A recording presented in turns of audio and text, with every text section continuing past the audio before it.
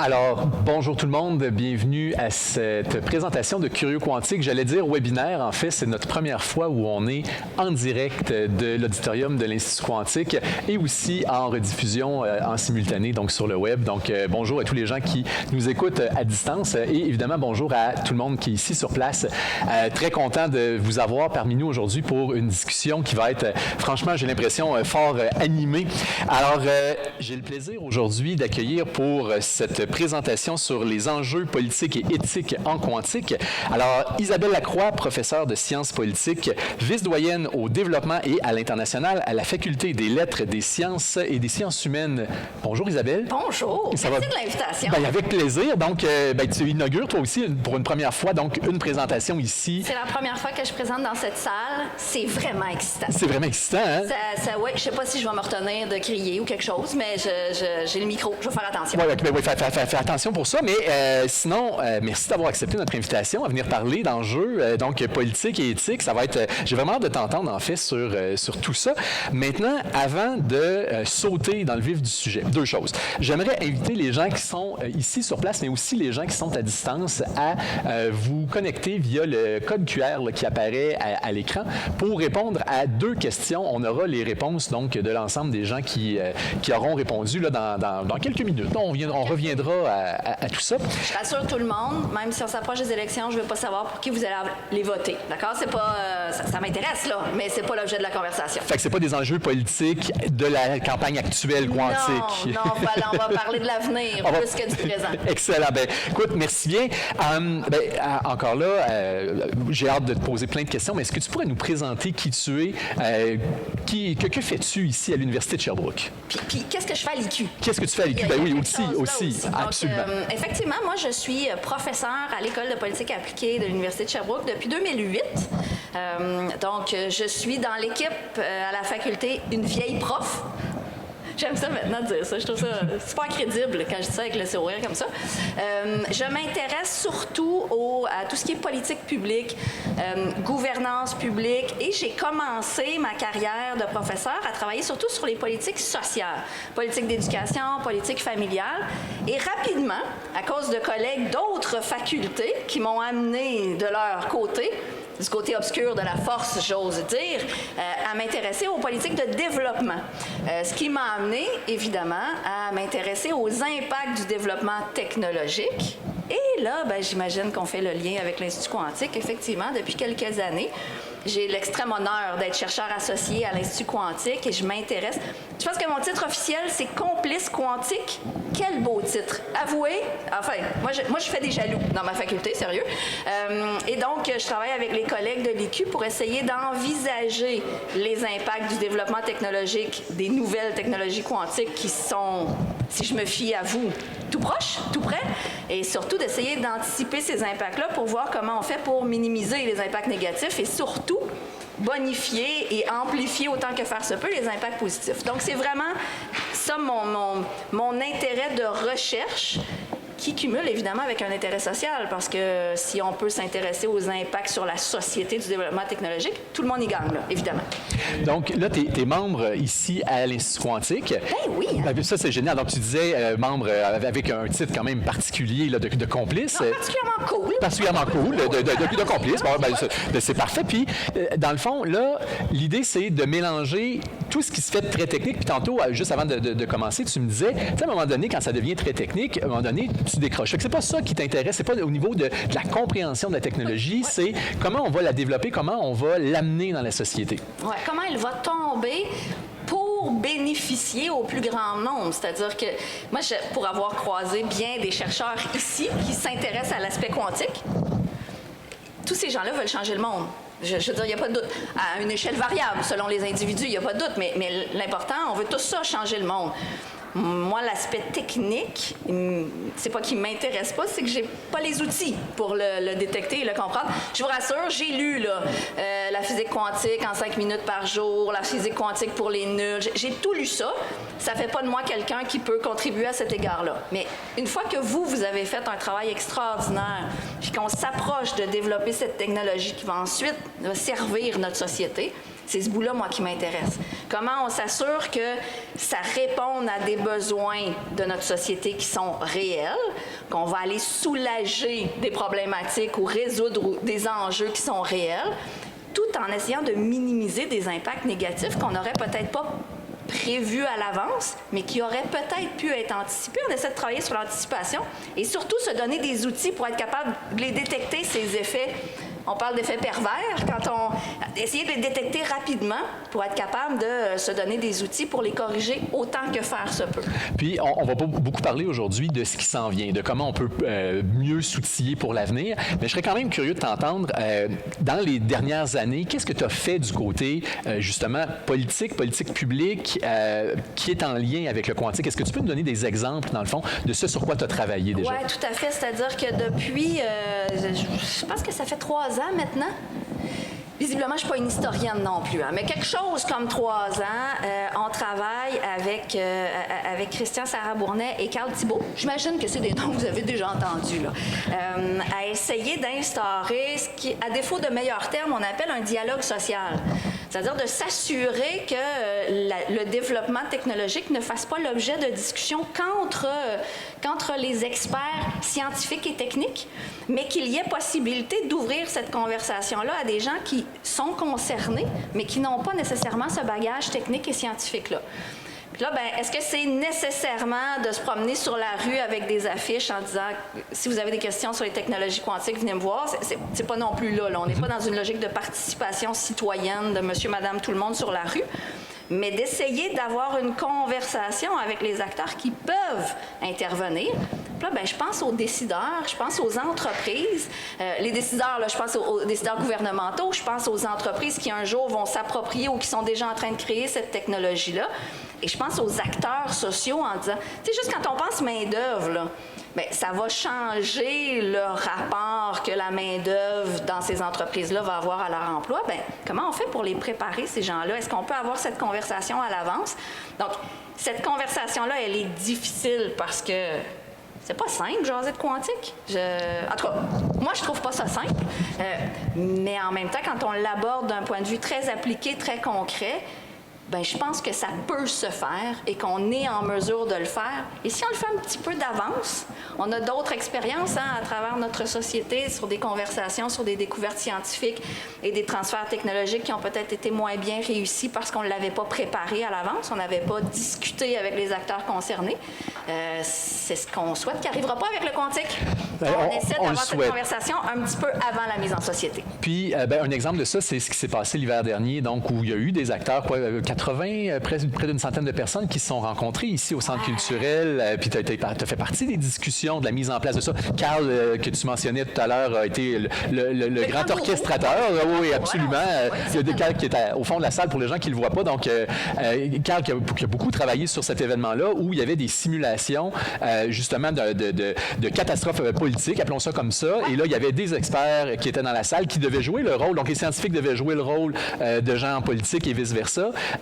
Puis ça a été un bel exercice, par exemple. Ça a été un très bel exercice, très, très, très ludique. Il y avait quelque chose de très le fun de voir des scientifiques jouer des premiers ministres. C'était le fun. C'est distrayant. C'est pas le moule habituel, on va le dire comme ça. Mais l'inverse était aussi vrai, d'avoir des individus qui font pas ça dans la vie, qui devaient devenir des experts scientifiques puis qui devaient transmettre une communication à des décideurs. Cette idée de se mettre à la place de l'autre, elle est fondamentale dans ce genre de dialogue-là sur les impacts. Parce que, puis on le sait, là, on est tous experts dans notre domaine et tout ça est fondamental pour nous et tout ça est d'une importance capitale. Puis généralement, la vérité avec un grand V se trouve dans notre zone d'expertise. Dans la mienne, la vôtre, je sais pas, là, mais dans la mienne, tu sais. Quand on se met à la place de l'autre puis que soudainement, on voit les impératifs de l'autre, ça change un petit peu notre définition de ce qu'est la vérité. Lors de cette simulation-là, on voyait des politiciens, ou en tout cas des politiciens simulés, qui devaient prendre des décisions sur ils investissaient où, puis ils encadraient quoi. Puis là, bien sûr, il y avait des experts scientifiques qui les qui les conseillait sur l'aspect scientifique, mais c'est pas la seule donnée pour un politique, là. Il y a sa société autour. Dans ce cas-ci, il y avait le pays, l'autre bord, qui était sur le bord de les attaquer. Donc, qu'est-ce qu'on allait protéger? Quel niveau de sécurité on allait établir? La donne, elle n'était pas que scientifique. Elle est incontournable, la donnée scientifique, il n'y a pas de doute, mais elle n'est pas toute seule à parler.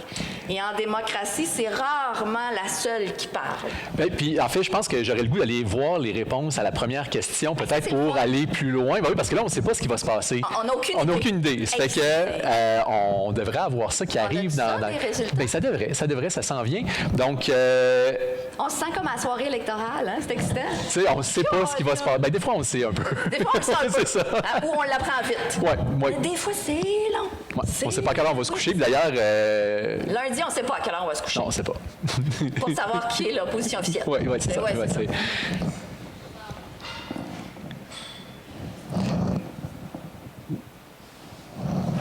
Là, c'est-tu le moment où je me mets à chanter?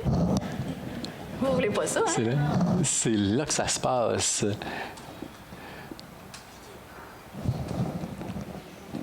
Ah, voilà. Donc, c'est apparu. Alors, à la question, d'une manière générale, avez-vous l'impression que les scientifiques se préoccupent de ce que la société pourrait attendre du résultat de leurs recherches? Alors, souvent à 11 %, quelquefois 55 %, rarement à un tiers des fois, et personne n'a répondu jamais. Bien, voilà qui est rassurant sur le jamais. Hein? D'abord, vous avez ce réflexe-là et en plus, vous croyez que vos collègues, c'est quand même. Mais je suis intéressée par le tiers rarement. C'est fascinant, ça, quand même. Hein? Mais quelle belle honnêteté intellectuelle. Vous n'avez pas été politically correct, là. Hein? Vous avez vraiment... oui, voilà. Souvent, à 10 %, vous voyez, ça, je trouve ça intéressant. C'est-à-dire que la finalité de la découverte, je comprends que dans nos tâches de tous les jours, là, tu sais, quand on est entre 2 demandes de subvention et 3 rédactions d'articles, la finalité de la découverte, elle n'est pas toujours là, bien sûr. Mais il y a quand même 10 %, c'est 1 sur 10 quand même, hein, où on toujours ça en tête. Et le quelquefois, il est encourageant. Moi, mon objectif, c'est de faire grossir ce 11 % et ce 56 %-là. Très honnêtement, là, c'est vraiment mon objectif, moi, d'amener de plus en plus de chercheurs-développeurs à avoir cette réflexion-là dès le début de la conception. Pour que... J'ai fréquemment rencontré des gens où tu leur dis « Pourquoi toi tu fais ça? » Puis la première réponse, c'est « Parce que je peux. » Okay? Puis ça, c'est le fun, là. Il n'y a pas de doute, parce qu'on ne peut pas faire quelque chose qu'on n'est pas capable de faire. C'est vrai pour tout le monde, d'accord? Mais généralement, quand tu grattes un peu, il y a une autre finalité, là. Il y a en fait, moi, ce que je veux, c'est que mes enfants, ils vivent pas dans l'environnement qui nous annonce puis qu'on essaie de l'améliorer. Tu sais, il y a toujours cette finalité-là. Bien, il y a généralement cette finalité-là, mais souvent, elle reste très, très éloignée. Mon objectif de travailler avec des gens en sciences et génie, c'est de rapprocher cette finalité-là de la préoccupation, pas quotidienne, là. Je veux dire, vous n'allez pas venir au bureau chaque jour en vous disant « il faut que j'améliore le sort de l'humanité », là. C'est un peu lourd à porter. Mais est-ce qu'on est capable de faire penser le jamais à quelquefois, puis le quelquefois à souvent, dans un plus grand nombre de cas? Moi, je serais satisfaite quand je prendrais ma retraite si on aurait réussi à faire bouger ça. À faire bouger ça. Excellent. Ouais. Bien, puis d'ailleurs, j'ai hâte d'entendre, à la fin, on aura une période de questions, puis peut-être qu'il y aura des questions par rapport à ça. On va se les garder pour un peu plus tard, mais j'ai l'impression qu'on va peut-être y revenir quand même. Avant de passer aux réponses de la deuxième question, pour aller un peu plus loin, tu nous as beaucoup parlé de politique depuis le début, ou en tout cas, ça a été abordé quelques fois. Donc, les politiques publiques par rapport à l'encadrement des nouvelles technologies, dont fait partie le quantique. Puis, dans le titre de la présentation aujourd'hui, on avait aussi la partie éthique. Puis là, je serais curieux de t'entendre, on ne l'a pas encore abordé aujourd'hui. Donc, pour toi, qu'est-ce que c'est cette partie éthique-là? Qu'est-ce que ça représente? Puis, évidemment, au-delà du mot en tant que tel, là, je veux dire, dans la mise en application. Oui, tout à fait. C'est-à-dire que les questions éthiques, puis c'est un mot qui est galvaudé, l'éthique, hein, parce que c'est très, très, très, très, très populaire. Puis tout le monde se préoccupe d'éthique. Puis pour faire nos demandes de subventions, là, on a tout un beau paragraphe prêt qu'on copie-colle systématiquement. Puis c'est super, là. Faut faire ça. La notion d'éthique, dans un cadre comme celui-là, renvoie à des grandes valeurs. Qu'est-ce qu'on veut faire avec ce qu'on est en train de développer dans le cas d'une technologie? Et comment on s'assure que ce développement-là soit en phase avec nos grandes valeurs? Puis là, bien, généralement, quand on parle de développement technologique, la première grande valeur qui excite les politologues, les éthiciens, les sociologues, c'est la notion d'égalité ou d'équité. C'est-à-dire que, et là, il y a plusieurs niveaux. Et je trouve que le quantique, c'est probablement le plus bel exemple pour discuter de ça. Parce que même dès le départ, qui comprend cette affaire-là, c'est pas équitable dans la compréhension. Je veux dire, en termes de niveau de connaissance, là, on a déjà un écart en termes d'équité. Mais là, si on transpose dans du développement technologique, qui va la contrôler, cette technologie-là? Qui va pouvoir en tirer des bénéfices? On est actuellement visiblement dans une course nationale, là. Tous les États s'excitent. Puis les politiques sur le développement du quantique proposent tous à leur monde, à eux, à l'interne, de devenir le champion du monde, là. Les États-Unis veulent être les champions du monde du quantique. Les experts, le Canada veut faire ça. La France, l'Allemagne, la Grande-Bretagne, la Chine, ils l'ont pas écrit, mais on sait que c'est ça qu'ils veulent faire. Donc, déjà là, on sait que dans l'esprit de nos décideurs, il y a une compétition qui, nécessairement, dans leur esprit, va faire des gagnants puis des perdants. Ça va être qui les perdants? Bien, on peut s'attendre à ce qu'il y ait des États sur la planète qui vont avoir accès à des technologies bien en retard sur d'autres. Mais ce que ça veut dire, c'est que cette technologie-là, si elle répond à des besoins sociétaux, en médecine, au niveau de la pharmaceutique, bien, ce que ça veut dire, c'est que ces États-là vont avoir accès plus tardivement, s'ils ont accès à ces technologies-là. Mais même à l'intérieur même d'une seule société, le Canada, là. Imaginons là, que le Canada devienne le super leader du quantique à travers la planète. Là. C'est à vous de faire ça. Okay? Moi, je fais pas ça. Mais vous faites ça, puis c'est ça qui se produit. À l'intérieur du Canada, qui va en bénéficier des retombées de cette technologie-là? Est-ce que c'est quelques entreprises qui vont contrôler la technologie et qui vont déclasser toutes les autres entreprises qui vont se retrouver complètement désuètes, même dans un créneau similaire? Puis même, je prenais l'exemple tout à l'heure au niveau de la pharmaceutique. Si on se met à faire ça, qui va contrôler ce qui va sortir à l'autre bout? Est-ce que donc ça va être un marché entièrement privé et ces nouveaux médicaments-là dont les calculs permettront d'aller dans un niveau d'individualisation extraordinaire, bien, ça va bénéficier qu'à une petite partie de la population? Est-ce que c'est le choix qu'on va faire comme société? Est-ce qu'on va faire un choix en cette matière où on va laisser l'entreprise tout gérer ça par elle-même? Vous comprenez dans mon discours que ma proposition, c'est non. Est-ce qu'on peut, a priori, se poser la question sur quel est le niveau d'équité et d'égalité qu'on veut atteindre et comment on pourrait, en ce sens-là, encadrer le développement? Puis là, je sais que c'est pas cool comme terme, encadrer, parce que il n'y a personne qui aime ça, se dire qu'on va l'encadrer, qu'on va encadrer sa façon de travailler. Mais l'idée de la régulation ou de l'encadrement, c'est ça, c'est de se dire, OK, mais si j'entrevois que ça va être ça mon développement puis que je travaille sur cet enjeu-là ou cette problématique sociale-là, comment je peux m'assurer qu'elle soit plus utile dans l'intérêt plus général? Maintenant, mon discours vient pas avec des arcs-en-ciel et des calinours, là. D'accord? On n'est pas en train d'espérer. Des calinours, je suis pas sûre que c'est un référent de toute génération, mais enfin, voilà. Imaginez ce que vous voulez, puis décidez-le. On serait intéressé à ce que vous nous l'envoyiez par la suite. À distance. Pardon? C'est des bisounours. Ah, d'accord, allons-y avec ça aussi. Mais on n'est jamais dans une optique de 100% égalitaire ou zéro, là. Mais qu'est-ce qu'on veut comme développement? Est-ce que c'est important pour nous d'avoir cette réflexion-là sur l'équité et l'égalité en termes de développement entre entreprises, entre États, hein, sur la planète? Bien, si c'est important pour nous comme communauté scientifique, mais plus largement comme communauté qui pourrait bénéficier, ben, il faut qu'on se donne des outils pour essayer d'orienter le développement qui se fait dans ce sens-là aussi. J'aimerais ça te challenger sur une question, OK? Ouais. Question technologique. Dans les années 90, dans le début des années 2000, les ordinateurs personnels sont arrivés dans nos maisons, puis là, tout le monde a commencé, en fait, du moins en Amérique du Nord, à avoir des ordinateurs personnels. C'était pas le cas en Amérique centrale, en Amérique du Sud, par exemple. Puis là, juste pour nommer ces deux régions du monde-là. Mais il y a 10 ans, puis là, il y a eu des cafés Internet à quelques endroits dans le monde, incluant donc en Amérique centrale, en Amérique du Sud. Il y a 10 ans, ils ont comme passé par-dessus l'ordinateur personnel, puis tout le monde a eu des téléphones. Ouais. Puis aujourd'hui, c'est facile d'avoir un téléphone dans ces régions du monde-là aussi, puis il y en a d'autres. Ouais. Il y a comme eu une espèce de saut par-dessus une technologie qui a comme pas existé pour eux, ou très peu, disons, c'est pas accessible à tout le monde. Est-ce qu'il pourrait y avoir un rattrapage comme ça avec le quantique aussi, ou est-ce que là, c'est tellement puissant et une technologie de rupture que dans le fond, ça devient, je vais dire, comme la bombe atomique, c'est pas tout le monde qui l'a? Dieu merci. Oui, bravo. Tout à fait.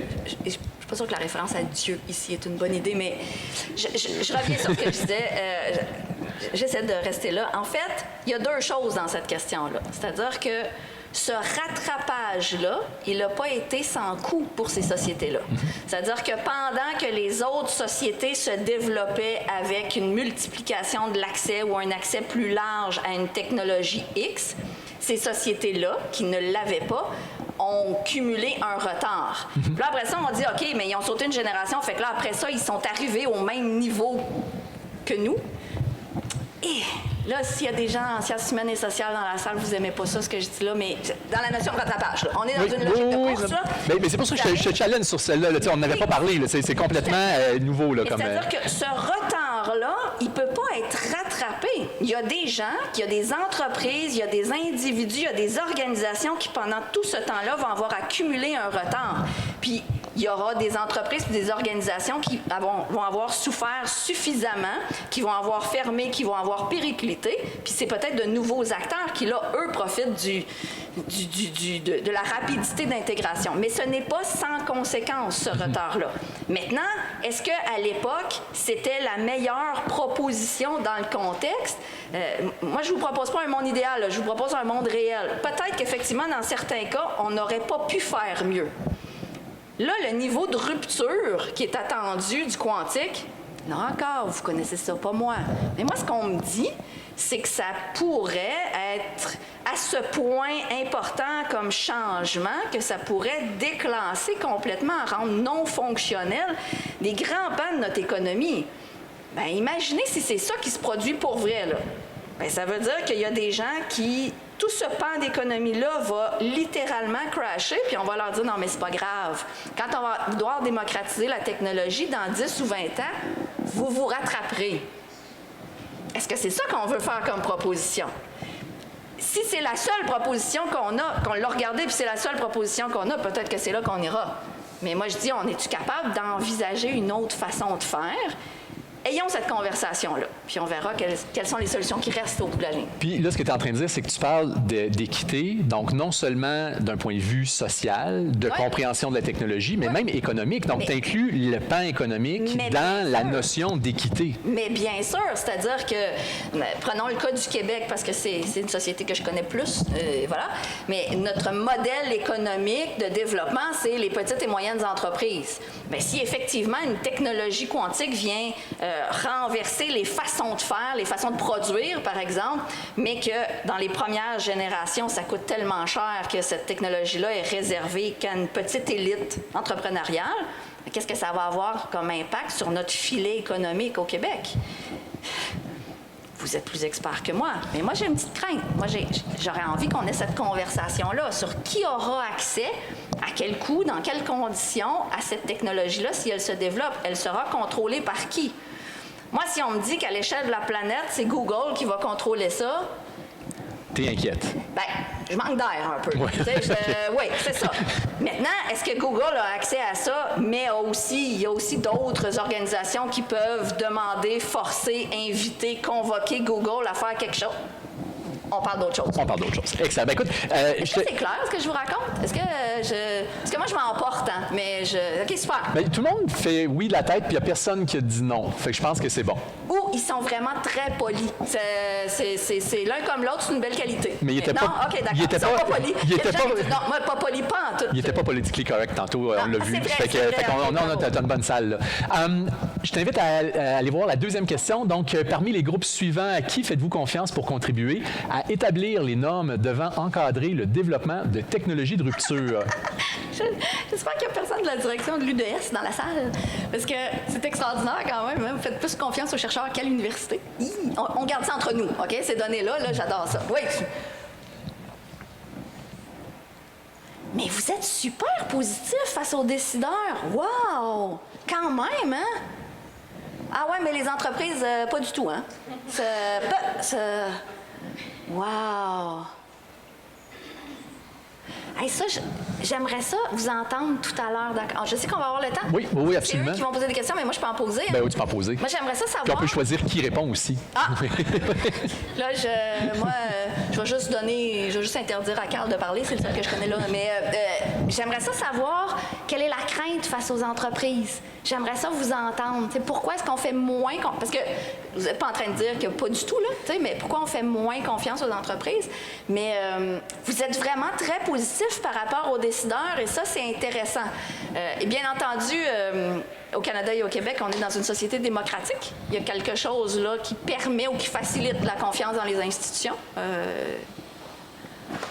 Oui, pour avoir vu d'autres modèles, jusqu'à maintenant, les autres modèles qu'on connaît, c'est vraiment pire, d'accord? Donc, on est dans une société démocratique. C'est pas parfait, mais ça peut expliquer en grande partie. Mais, OK. Puis là, le plus bas... Vous faites confiance, bravo, c'est rassurant, d'accord? Voilà. Puis là, les entreprises et les médias sont... Ah ouais, hein? Probablement pour les mêmes raisons, d'ailleurs, mais je serais intéressée. Puis c'est très drôle parce que moi, mon petit côté givré comme chercheur, moi, je fais de l'analyse des représentations politiques dans la science-fiction. Et on m'a demandé, il y a quelques années, c'était une commande, d'analyser la représentation de l'entreprise dans la science-fiction. Et j'ai choisi d'étudier les 2 films de Blade Runner. Donc, l'entreprise Tyler, qui est devenue ensuite la Wallace Corporation. Puis, la représentation dans ces 2 films-là, c'est que quand les entreprises gouvernent, quand les entreprises dirigent, elles dirigent en fonction de leur lecture du bien commun, qui ne va pas toujours dans le sens du bien commun de leur population. Fait que j'aimerais ça vous entendre sur ça. C'est-à-dire que, est-ce que dans les films Blade Runner, on est dans une logique de technologie de rupture, là? C'est-à-dire qu'on a des robots, pour ceux qui ne connaissent pas, là, on a des robots qui sont littéralement les esclaves des êtres humains, de l'élite humaine, là, pas de l'ensemble de la population. Donc, c'est une technologie qui bouleverse complètement la société américaine à ce moment-là. On n'est pas dans une logique quantique là, dans ce cas-là, mais je trouve que le parallèle est intéressant. C'est-à-dire que cette proposition-là de science-fiction, c'est que si c'est les grandes corporations qui gouvernent, ça va être un désastre pour les populations. Je pense que c'est représentatif d'une crainte qu'il y a à l'endroit des entreprises. Je faisais des blagues sur Google, mais pas tant.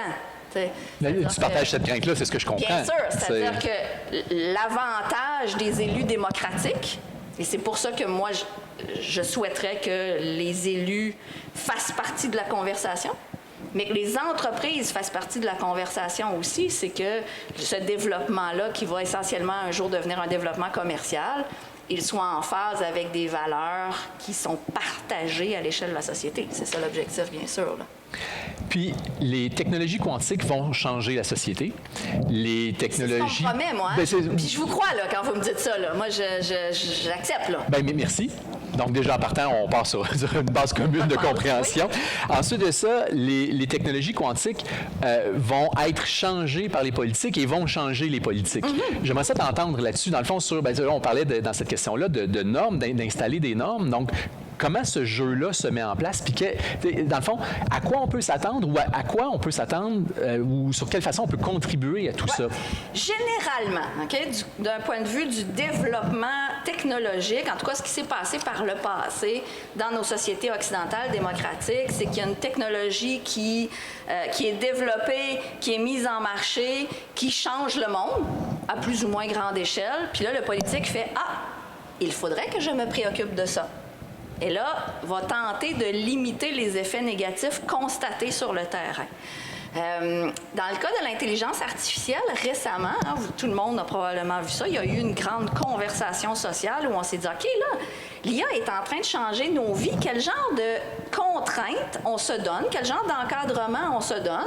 Notamment en termes de valeurs. À la base de tout ça, c'est des grandes valeurs. Mais l'IA était déjà là. L'IA était déjà en fonction. Est-ce que ça veut dire que ça n'a rien changé parce qu'on est en retard? Pas du tout. C'est-à-dire que cette conversation-là a influencé les décideurs qui se sont mis à modifier la façon dont ils investissaient, la façon dont ils réglementaient, donc les pouvoirs qui sont les leurs. Mais c'est certain que, et c'est pour ça que j'insistais tantôt en disant, si on n'est pas capable de tout anticiper. Là, on me dit qu'on n'est pas encore en retard pour avoir cette conversation-là sur le quantique. Parce que là, l'IA, tu le qualifies d'avoir été en retard. Oui. OK. Ouais. Donc, ça, on met les bases claires ici. Oui. OK, l'IA, ils n'ont pas fait cette job-là avant. Je salue Mila. C'est pas... bravo pour le travail, mais il aurait fallu le faire avant. OK. On aurait dû avoir cette conversation-là avant.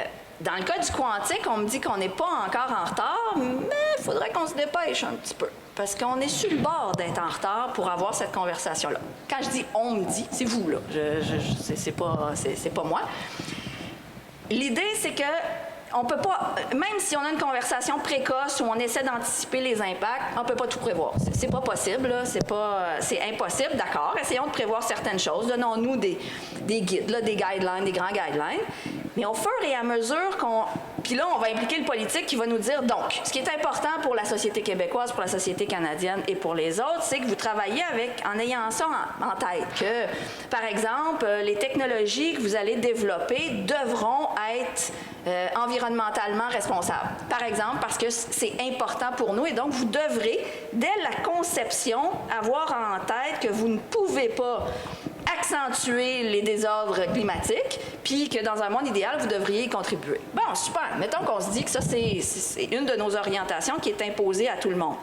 Mais peut-être qu'en cours de route, on va se rendre compte que c'est pas suffisant ou c'est pas le bon encadrement parce qu'il va y avoir des technologies qui vont avoir été développées et là, on va devoir se remettre à modifier l'encadrement. Généralement, dans cette relation-là entre le développement technologique et la décision politique, il y a une grande lacune dans cette relation-là. C'est que les développeurs, ceux qui possèdent l'information et la connaissance sur le développement technologique, ne parlent pas, ou parlent très, très peu avec les décideurs. Et les décideurs et décideuses ont accès à cette information-là via soit un tiers, par exemple les médias ou les groupes qui se plaignent d'une technologie ou d'une autre, ou alors ils l'apprennent en constatant les conséquences, et bien souvent ils vont constater les influences, les conséquences néfastes. Une des choses sur lesquelles je travaille, moi, avec des étudiants au doctorat, c'est essayer de voir comment on peut faciliter cette conversation-là. Et la journée de simulation politique allait dans ce sens-là, en disant comment est-ce possible que cette conversation-là, ceux qui possèdent la connaissance et ceux qui prennent les décisions d'encadrement, soit plus permanente et soit plus contributive. Évidemment, les scientifiques et les développeurs ne seront jamais les seules personnes qui vont parler aux décideurs. Mais dans un monde idéal non plus, les entreprises ne seraient pas les seuls intervenants aussi quant au développement technologique. Donc, un de mes créneaux de recherche, moi, c'est ça. Comment on fait pour faciliter la relation entre les chercheurs-développeurs et nos décideurs politiques. Puis c'est compliqué, hein, cette conversation-là, parce que ces deux groupes-là ne fonctionnent pas du tout dans le même univers. Ils sont dans des univers tellement séparés que même quand ils ont une langue commune, mettons le français, ils n'ont quand même pas la même... C'est difficile pour eux de se comprendre. Vous vous souvenez, le lancement de la zone d'innovation en sciences quantiques ici à Sherbrooke. C'est remarquable de voir Alexandre Blais dire on va pouvoir attirer les meilleurs chercheurs au monde. Les meilleurs chercheurs vont venir à l'IQ pour faire avancer le quantique de façon extraordinaire. François Legault disait quoi? on va commercialiser puis on va faire de l'argent comme de l'eau. OK, c'était pas exactement ça la citation, mais c'était... Bien, juste là, je veux dire, on s'entend-tu qu'on met Alexandre Blais, que j'adore par ailleurs, et François Legault dans la même salle, puis on leur dit « Trouvez votre objectif commun », ça va prendre une coupe de bouteilles de bière, là, parce que pas naturel, là, t'sais. Donc, comment on fait pour que cette conversation-là ait lieu, mais ait lieu pour alimenter des décisions qui vont ensuite alimenter le développement dans le bon sens d'un point de vue des impacts sociétaux? Parce que le réflexe est trop souvent de dire la technologie, c'est dangereux, fait que faisons juste la limiter. Mais là, on se prive de bénéfices extraordinaires qu'on aurait pu valoriser, qu'on aurait pu mettre au service de la société, juste parce qu'on n'a pas pris le temps de faire monter la connaissance comme il faut. Bien, là, je t'écoute parler, puis bon... Je parle beaucoup, hein? Mais c'est parfait, ça. Ben, on arrive bientôt aux questions. Inquiète-toi pas. Tu me parles depuis quelques minutes du fait que, bon, ça prend ce dialogue-là, qu'il y a des gens qui se préoccupent d'instaurer ce dialogue-là. Quelques personnes, puis tranquillement, il commence à y avoir quelque chose peut-être qui se dessine. Mais dans le quotidien de nos chercheuses, de nos chercheurs ici, quand ils se lèvent le matin, puis qu'ils viennent faire la recherche avec, puis qui espèrent avoir des nouvelles percées cette journée-là, puis qu'il y a des contributions formidables à la science, comment est-ce que chaque individu peut contribuer à cette réflexion-là, ou ne serait-ce que à l'intérieur même de cette personne-là, pour développer une meilleure science d'un point de vue éthique, d'un point de vue équité? Comment on fait individuellement dans tout ça? Moi, je pense que la réponse à ça, puis là c'est une réponse... Là, c'est pas la chercheuse qui parle, parce que j'aimerais ça vous donner les données. Je les possède pas. Regarde, un jour, on va les avoir, ça va être extraordinaire, mais moi, la seule solution que je connais en cette matière, c'est l'interdisciplinaire. Pour moi, là, puis là, ça veut pas dire que chaque jour, il faut que mon bureau soit dans le bureau d'Alexandre Blais pour qu'à chaque fois qu'il y a une bonne idée, je sois en arrière puis je dise au niveau éthique et environnemental, comment ça s'inscrit? On peut pas aller là, d'accord? Mais si dans le développement de la recherche, on instaure des points de contact qui deviennent pérennes, qui deviennent permanents, qui rentrent dans la routine de tous les chercheurs-développeurs, là, je pense qu'on touche à quelque chose. On travaille avec l'IQ, la Faculté des lettres et la Faculté des sciences à créer un groupe d'experts interdisciplinaires sur les impacts sociétaux. Pourquoi on a... Je suis désolée, je m'emporte, je frappe mon micro. Pourquoi est-ce qu'on a besoin de ça? Bien, c'est parce que je ne peux pas demander à expert de la physique quantique d'avoir tout de suite à côté de lui son plan de match pour inclure au bon moment les réflexions éthiques, politiques, économiques, environnementales.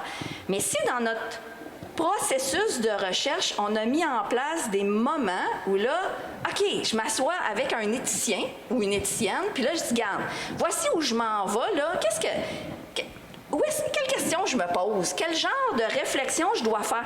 Avec mes étudiants gradués, là, ils me demandent si on a prévu un protocole EDI dans cette histoire-là. Comment je fais ça pour intégrer? Moi, je pense que c'est là où on risque de créer des pratiques de recherche qui vont vraiment dans le sens d'une recherche responsable dans le sens d'un impact sociétal positif.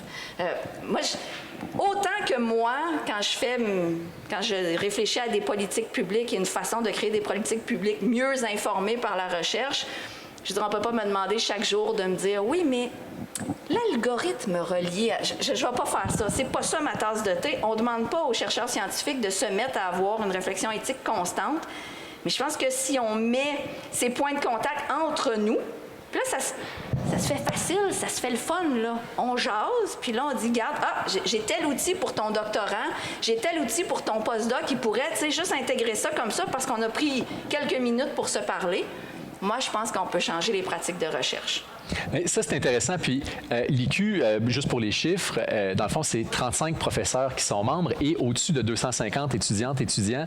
Est-ce que tu sais de combien de facultés et combien de départements différents? Je ne sais pas.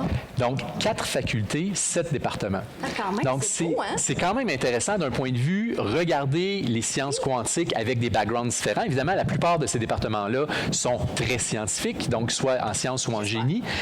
Mais en même temps, il y a une ouverture sur d'autres. On aura deviné combiner pour être capable de regarder ces sciences-là en même temps. Donc, en fait, peut-être que c'est une ouverture que je te lance. Mais évidemment, tu es déjà là, tu es déjà au courant, mais comment on fait pour peut-être mieux encore mettre toutes ces variétés de background-là ensemble pour amorcer une réflexion, peut-être amorcer ou aller plus loin dans la réflexion sur tout ce développement-là. Donc, en tout cas, je pense qu'il y a quelque chose là Je pense que c'est des habitudes qu'il faut développer, puis c'est-à-dire que les vieux chercheurs ou chercheuses comme moi, il y a des réflexes qu'on ne nous a pas donnés au moment où on s'est formé. Quand on a eu notre formation à la recherche, il y a des réflexes qu'on ne nous a pas donnés. Je pense que les jeunes chercheurs et les jeunes chercheuses, toutes disciplines confondues, ont cette préoccupation-là de quel impact ils vont avoir ultimement. Puis je pense que ça passe par eux. Si eux développent de nouvelles pratiques de recherche, ben nécessairement qu'ils vont former leurs étudiants ensuite dans ce créneau-là, qui vont aussi les pousser pour améliorer toujours plus leurs pratiques. Puis ultimement, on veut toute la même chose, c'est changer le monde, ben ça commence chez nous, il n'y a pas de doute. Mais je pense que l'IQ peut être un modèle en matière de réformer nos pratiques de recherche. Ah ben, j'ai hâte de voir ça. Moi, j'ai 2 étudiantes à la maîtrise actuellement qui ont une bourse de l'IQ et dont le co-directeur avec moi est à l'IQ, là. Donc, c'est ça. C'est des collègues de l'IQ qui ont dit « Ouais, mais mettons, moi, je connais pas ça, les politiques publiques. Ça, c'est ma job. Après ça, toi, surveille que mon étudiant ou mon étudiante ne dise pas de niaiserie quand il parle de technologie quantique. On va faire ça ensemble, ça va être extraordinaire. » Ah, c'est génial. Écoute, j'ai hâte d'entendre déjà les résultats de tout ça. Hey, j'aurais le goût de te proposer. Est-ce que tu veux commencer par poser des questions à notre audience ici ou tu veux te faire poser des questions? Bien, moi, vous l'avez entendu, ma question, j'aimerais ça vous entendre parler des entreprises. Ceci dit, si vous avez des questions, ça va me faire plaisir. Ben, OK, allons-y. Si jamais il y a des questions, on commence avec les questions dans la salle ici ou encore en ligne. Il y a moyen d'y aller. Donc, commençons avec les questions. Puis si jamais on tarit la source, on ira avec les tiennes. Oui, c'est ça. OK, parfait. J'en ai à l'infini de ça. Pas de questions. Alors, c'est à toi, Isabelle. Donc, il y en avait une. Ah oui, OK. Ah, excellent. Bravo, Catherine. Ça sera pas long. Ça va prendre le micro juste pour que les gens qui sont en ligne entendent. Allô? Bonjour Isabelle, merci. Fait qu'on a parlé de politique pour les sciences quantiques en particulier, mais pour les technologies de rupture en général, pour créer un cadre. Fait que moi, je suis à la même place que vous là-dessus, là, c'est parfait. En même temps, j'ai des exemples concrets, des fois micro. On a entendu récemment à Rouyn-Noranda, la fonderie de Horn, on avait un cadre d'émission et tout ça, puis ce qu'on apprend par après, c'est que ces cadres-là, finalement, sont contournés, sont pas respectés. Même chose au niveau macro, des fois, les traités de prolifération d'armes, tout ça. Comment on fait pour qu'on ne soit pas cynique en tant que population face à l'établissement des cadres comme ça, des politiques? Puis c'est une excellente question, parce que l'actualité en cette matière est souvent décevante. Il n'y a pas de doute. Puis pour moi, l'inverse est aussi vrai. C'est-à-dire que, je ne sais pas si vous avez vu récemment les chiffres de nos collègues La Flèche qui... vous allez voir, je fais un détour, là, mais je reviens à votre question là, sur le discours complotiste anti-science. Qu'est-ce qui justifie ce discours-là chez ces gens-là? C'est des cas de scandale scientifique. Il y en a eu, là. Je veux dire, dans l'histoire de l'humanité, là, on a eu ça, là. Pour moi, c'est exactement la même chose. C'est-à-dire que est-ce que ce qui s'est passé à Rouyn-Noranda, c'est une horreur d'un point de vue social? C'est une horreur d'un point de vue social. Est-ce qu'on aurait dû faire mieux? Là, on étant le politique, là, étant pas moi personnellement, bien sûr que oui. Maintenant, est-ce que ce cas-là nous dédouane de se rapprocher du politique? Moi, je pense que ce cas-là renforce l'idée qu'il faut absolument que ceux qui possèdent la connaissance soient de la conversation. Il se passe des encadrements qui sont tout à fait positifs et qui permettent d'améliorer. Là, dans ce cas-ci, revenons sur l'environnement, là, je veux dire, on a des exemples autour de nous. Si on retourne en arrière, ce sont des cadres, ce sont des réglementations qui ont été mises, qui ont permis d'assainir, par exemple, les eaux, qui ont permis d'assainir l'air, qui ont permis plein de choses. ça fonctionne, on n'en entend pas toujours parler. Il n'y a pas de doute. T'sais. Même principe pour les gens qui nous disent « Oui, mais on sait bien, la science, ils sont achetés par les grandes entreprises. » Est-ce qu'il y a eu des cas dans l'histoire de l'humanité? Oui. Est-ce qu'on arrête de faire de la science pour ça? Non. Mais c'est plus que ça. C'est-à-dire qu'on n'a pas d'alternative. Si on veut un développement qui soit positif et contributif au bien-être de la population, on est obligé de passer par les décideurs. Il n'y a pas de façon de faire. C'est eux qui contrôlent la réglementation, la législation, en grande partie les subventions. Donc, on n'a pas le choix de passer par eux. Maintenant, si j'avais une recette miracle, je serais riche là, aujourd'hui. Mais le cynisme, il est difficile à contrer. Puis les médias ne nous aident pas en cette matière. Il n'y a pas de doute. Mais ils sont incontournables. Les politiques sont incontournables. Puis nous, on a la chance d'être dans des sociétés démocratiques où les citoyens et les citoyennes, pas individuellement, bien sûr, mais en groupe, ont un pouvoir sur nos élus. Il faut l'exercer. Puis pas uniquement par le vote, là. C'est-à-dire que, comme chercheur, quand vient le temps de répondre à un appel parce qu'il y a quelque chose qui se développe puis qu'ils veulent savoir, bien, notre responsabilité, nous, c'est de répondre présent puis d'aller leur parler. Puis il faut les sensibiliser au fait qu'ils doivent nous écouter. Ça, il n'y a pas de doute, là. Là, c'est parce qu'ils ne sont pas devant moi, les politiciens. Je tiens le même discours à eux, là. Oui. J'aimerais ça te relancer sur le dernier bout de ta réponse. Tu dis, quand les médias nous interpellent pour aller chercher des explications, faut lever la main. Comment est-ce qu'on prépare nos chercheuses, nos chercheurs à avoir le bon discours? Parce que tu nous as parlé un peu plus tôt d'interface puis de langue commune. Si la langue est trop, entre guillemets, universitaire, on n'aura pas le bon message qui va être passé. Ça va peut-être être même négatif. Donc, comment est-ce qu'on fait pour même bien se préparer à avoir le bon niveau de communication de notre science pour aller dans les médias? Tout à fait. Puis ça, je pense que... Puis là, parlons des universités, dans ce cas-ci, puisqu'il y a là quelque chose de facile. Il y a des formations qui se donnent dans cette matière pour ceux et celles que ça intéresse. En même temps, on s'entend que c'est pas tout le monde qui... Joshua Bengio, ça tombait qu'il était bon pour faire des entrevues. Tant mieux pour lui. Je veux dire, il a été donc un bon porteur de vulgarisation scientifique parce que les gens avaient envie de l'écouter, puis qu'il est allé sur le plateau de Tout le monde en parle, puis les gens ont dit « Colin, je suis super intelligent parce que je comprends ce qu'il dit. » C'est tant mieux. Maintenant, ça ne veut pas dire que tous les chercheurs, chercheuses doivent absolument d'abord aller à Tout le monde en parle. Ce plateau-là m'effraie. J'ai plein de collègues qui y vont, sont braves, ces gens-là. C'est extraordinaire. Mais... Fait que si je comprends bien, tu voulais venir présenter dans l'auditorium de l'IQ, mais pas sur le plateau de Tout le monde en parle. Oui, mais je me sens quand même choyé.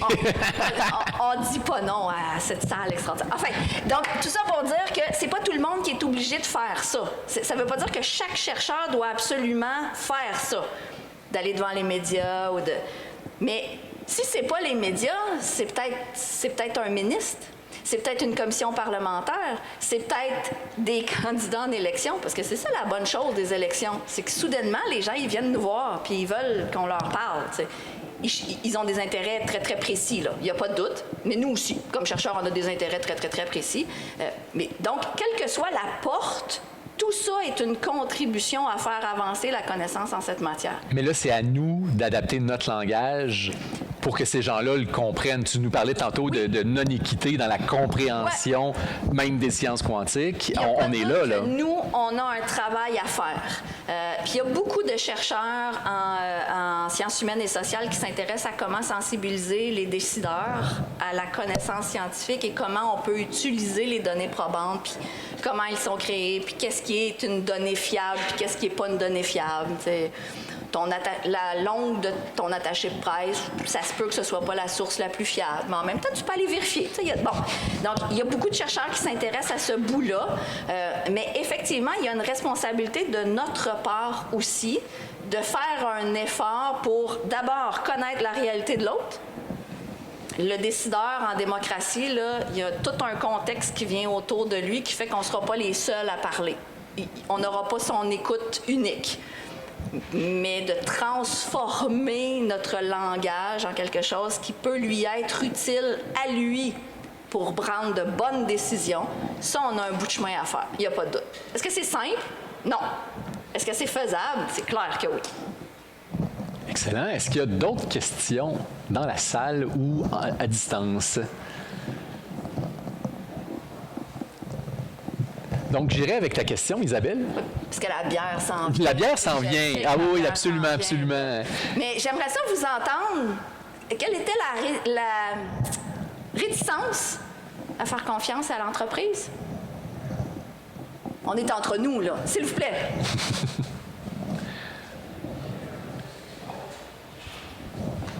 Test? Ouais.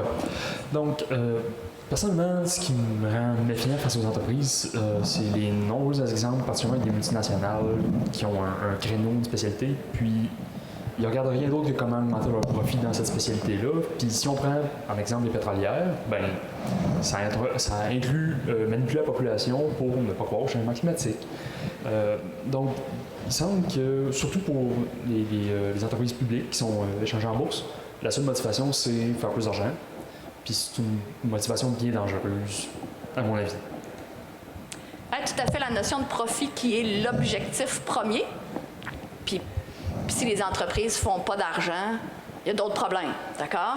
Mais les dérapages en ces matières, ça crée une inquiétude, il n'y a pas de doute. Oui, tout à fait.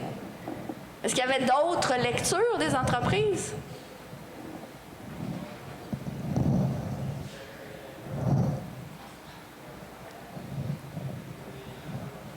Mais vous avez raison, puis c'est-à-dire que... Et c'est ça un petit peu la crainte du côté des politiques de développement technologique qui sont centrées sur la commercialisation uniquement. C'est-à-dire que quand la valorisation... Quand le résultat de recherche ne devient intéressant que lorsqu'il est payant pour des entreprises, c'est là où, évidemment, on a une crainte. Parce qu'il y a peut-être plein d'autres découvertes et plein d'autres connaissances qui auraient été très utiles à la société, mais qui étaient peut-être moins payantes et donc qui ont été mis de côté. Puis c'est possible qu'il ait été mis de côté par manipulation de l'information, mais ça se peut qu'il ait aussi été mis de côté juste parce que ça n'avait pas été connu des gens qui auraient pu peut-être faire avancer cette autre donnée-là ou cet autre résultat-là qui aurait pu avoir un impact plus positif. Alors, on a une question qui vient de se présenter. Alors, oui, on va y aller. Oui, absolument, absolument. Les États ont eu l'air un peu démunis face à Facebook ou d'autres trucs, que ce soit par la manipulation d'élections, que ce soit par les publicités aussi, de la taxation. Comment on peut faire confiance aux États face à quelque chose qui, moi, m'apparaît plus important comme changement? Est-ce que les États ont tous les outils nécessaires pour parler d'encadrement au début? Est-ce que les États ont tous les outils nécessaires pour faire cet encadrement-là? Non. Donc, la question qu'on vient de recevoir, c'est par rapport aux États et aux grandes entreprises de réseaux sociaux. Donc, les États n'ont pas nécessairement été bien outillés à l'avance quand est arrivé ces grandes entreprises-là de médias sociaux. Et là, la question, c'est par rapport aux technologies de rupture comme le quantique. Donc, quelle est la position des États pour le développement des politiques futures? Puis, les États ont 3 grands pouvoirs, hein? Le pouvoir de coercition, le pouvoir de rétribution, puis le pouvoir de persuasion. Le pouvoir de persuasion, là, c'est limité comme impact. C'est-à-dire que c'est les pubs du gouvernement qui vous disent « faites ci, faites ça, puis ça, c'est un bon comportement, puis faites pas ça ». Ça a un impact limité. Le pouvoir de rétribution, c'est de donner quelque chose. Bien, des gouvernements comme le gouvernement canadien permettent d'influencer le développement, dans ce cas-ci, le développement de la recherche pour l'orienter vers un développement commercial en subventionnant, par exemple, puis en ouvrant des concours ciblés. Puis bon, ça c'est un pouvoir qu'il possède. Le pouvoir de coercition, c'est celui de réglementer et de pénaliser lorsque ça va à l'encontre de la réglementation qui a été établie. Encore faut-il que le gouvernement soit mis au courant de ce qui s'en vient puis de ce que ça risque de produire. Le grand problème du développement technologique, c'est que très souvent, les gouvernements sont vraiment très en retard sur ce qui se passe véritablement au niveau de la recherche, mais au niveau du développement d'entreprises aussi. Et donc, tant et aussi longtemps qu'ils ne sont pas sensibilisés et que ça ne devient pas cours de politique publique numéro 1, tant que ce n'est pas identifié comme un problème public, les autorités publiques ne s'en préoccupent pas. Bien, ça appartient, là, pour l'instant, c'est généralement, quant au développement technologique, c'est généralement les groupes de pression ou les médias qui vont faire soulever les problèmes publics et qui vont faire en sorte que les politiciens n'auront pas le choix de s'en préoccuper. Mais ça peut aussi être de notre responsabilité comme possédant la connaissance et pouvant anticiper certaines des conséquences. Si les politiciens et les politiciennes, si les décideurs ne possèdent pas l'information, ils ne vont jamais réglementer. Puis évidemment, est-ce qu'on est capable, comme chercheurs et chercheuses, d'anticiper exactement ce qui va se produire? Bien sûr que non. T'sais, fait qu'on le sait qu'on va nécessairement être un petit peu à côté de ce qui va se passer, mais déjà, si on a sensibilisé, si on a l'écoute de ce qui pourrait éventuellement se produire, ben on a une longueur d'avance de fait. Est-ce que c'est parfait? Puis, c'est-à-dire que les seuls gouvernements qui posséderaient tous les pouvoirs en cette matière, c'est des gouvernements autoritaires, puis on veut pas ça. Enfin, moi, je veux pas ça. Après ça, je vous laisse choisir, là. Mais moi, ça m'intéresse pas tant. L'humanité a joué à plusieurs reprises dans ce film-là, puis c'est rare que ça finisse bien. S'il vous plaît.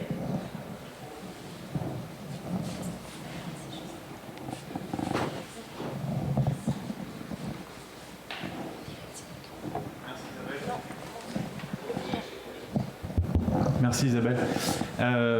Côté autoritaire, ça me fait penser à un truc. Est-ce que le travail d'éthique et de politique en quantique au pays nous permet de nous protéger contre les pays qui sont justement autoritaires et, sans le citer, mais il commence par un C par exemple, qui est très avancé en quantique, qui lui se soucie pas trop de ce genre de choses, je pense. Et qui donc il s'encombre pas de ce qui pourrait être freinant dans la recherche, va peut-être arriver en premier dans le développement d'un truc massif. Est-ce que l'adoption des valeurs de l'éthique et de la politique au sein du Canada nous protégerait de menaces extérieures par rapport au fait qu'il y ait des leaders qui seraient après... J'aimerais vraiment ça pouvoir répondre oui à cette question-là, mais la vraie réponse c'est non. Honnêtement, là, parce que... je fais le parallèle avec la démocratie. La démocratie, ça fonctionne bien tant et aussi longtemps que tout le monde respecte les règles démocratiques. Quand les gens ne respectent plus les règles démocratiques, là, la démocratie, elle a comme pas de ressources, d'accord? On l'a vu autour de l'IA quand est venu le temps de réfléchir à est-ce qu'on acceptait qu'une intelligence artificielle prenne la décision elle-même de prendre des actions militaires. On s'est dit ici, non, qu'il faudrait toujours qu'il y ait un être humain en arrière qui prenne la décision. Puis on a décidé ça en étant conscient que si un autre État fait un choix différent, bien on sera en retard au moment de prendre la décision. Donc, est-ce qu'on a cette capacité-là? Non. La seule solution politique pour ça, c'est d'amener la conversation éthique au niveau international. Le défi national est déjà immense et présentement, c'est mal parti pour avoir cette conversation-là sur le quantique dans la mesure où chacun veut être le champion du monde. Littéralement, là, c'est pas une... c'est mal parti. On est en train de l'échapper, cette conversation-là. Oui, tout à fait. Et donc, ça donne aux entreprises qui voudraient moins s'encombrer de contraintes la possibilité d'aller voir ailleurs, bien sûr. C'est le grand risque. Isabelle, là-dessus, hey, on est... Ben oui, c'est là où je voulais t'amener ailleurs. Est-ce que tu aurais un dernier mot pour nous en terminant, donc peut-être sur une note positive? Mais bien sûr, hein, puis moi, je choisis... J'imagine que vous connaissez Pinker, mais j'aurais dû envoyer... Je vais l'envoyer, puis vous le transférez, on le mettra sur le Teams. C'est un psychologue cognitif qui enseigne à Harvard. voici une référence fiable. Tout ça pour dire que dans son ouvrage, Le Triomphe des Lumières, il met un extraordinaire tableau où il présente des avancées scientifiques et il donne l'évaluation du nombre de personnes que ça aurait sauvé. Puis des trucs du genre certains types de vaccination, voire même des politiques publiques d'assainissement puis de traitement des matières résiduelles. Des trucs qui, pour nous semblent vraiment de base. Moi, quand je suis un peu déprimée, je retourne voir ce tableau-là. Parce que ça, c'est la plus belle jonction de la science et du politique. C'est-à-dire qu'à partir du moment où on démontre que nos sociétés font des gains quand ils ramassent les déchets plutôt que de les laisser dans les rues parce que ça diminue en termes de salubrité l'impact sur la mortalité des gens, puis que le politique s'en empare, puis dit donc à partir de maintenant, ça va être notre responsabilité, puis on va le faire, puis on va imposer aux gens de payer pour ça, ça change le monde pour vrai. L'histoire de l'humanité est remplie de ce genre de jumelage-là entre une avancée scientifique et technologique et un pouvoir politique qui l'a mis en place. On sait que ça marche. Pas tout le temps, mais on sait que ça marche puis qu'on peut changer le monde. Puis moi, j'ai la croyance profonde que ça part de place, comme dans cette salle-là. Excellent. Écoute, certainement, envoie-nous le lien et on va le partager. Ça va me faire plaisir. Dans les réseaux de Curieux Quantique. Là-dessus, c'était notre premier rendez-vous, oui, sur place à l'IQ. Ça a été un vrai plaisir, Isabelle. Merci beaucoup. Merci de l'invitation. Merci de votre ouverture. Vraiment très apprécié. Très le fun.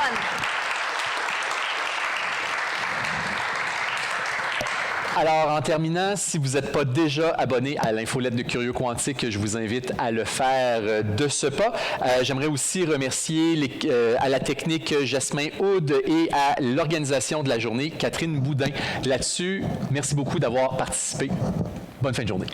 Merci. Bonne fin de journée.